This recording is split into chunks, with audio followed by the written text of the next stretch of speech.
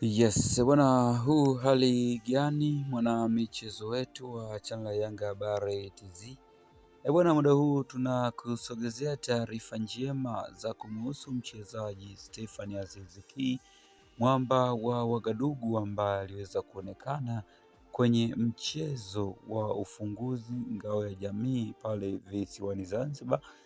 Bwana, alikuja kama surprise ya mashabiki wa klabu ya Young Africans ambao walikuwa wanatamani kuona mwamba Stephane Aziz Ki akiweza kurejea kwa mara nyingine tena hapa nchini Tanzania, kuweza kuja kujiunga na klabu ya Young Africans kwa mara nyingine tena. Bwana, hatimaye mashabiki wengi kile walichokuwa kiwaza basi kimeweza kutimia. Bwana, nini cha kufanya ili usiweze kupitwa taarifa zetu mbalimbali za usajili pamoja na tetesi? Bwana, basi hakikisha una subscribe channel yetu ili usiweze kupitwa na update za usajili ambazo zinaendelea kujiri ndani ya masaa 24 kutoka kwenye klabu ya Young Africans, ambao kwa hivi sasa bwana, wanakimbizana na muda ili kuweza kukamilisha sajili kadhaa ambazo zimeweza kusalia kwa baadhi ya wachezaji ambao wanatamani kuwarejesha kikosini humo kwa ajili ya kujiandaa na msimu huu wa 2026 2027 kwenye michuano mbalimbali ya ligi kuu Tanzania bara pamoja na klabu bingwa barani Afrika, bila kusahau na michuano mingineyo ambayo Young Africans anahusika kuweza kushiriki. Basi sajili hizi wanazifanya Young Africans kwa ajili ya kuwa na kikosi kipana kwa ajili ya kwenda kupambania kile ambacho watakuwa wakihitaji kutokana na kombe husika.